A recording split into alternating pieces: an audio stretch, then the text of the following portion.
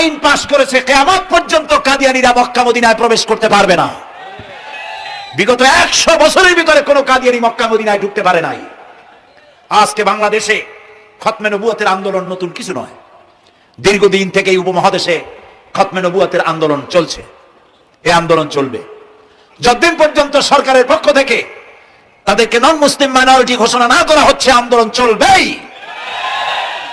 এদের লাশ রাস্তায় ফেলাই দিবা আর 14 কোটি মুসলমান তাকিয়ে তাকিয়ে দেখবে, তা বিশ্বাস করো না।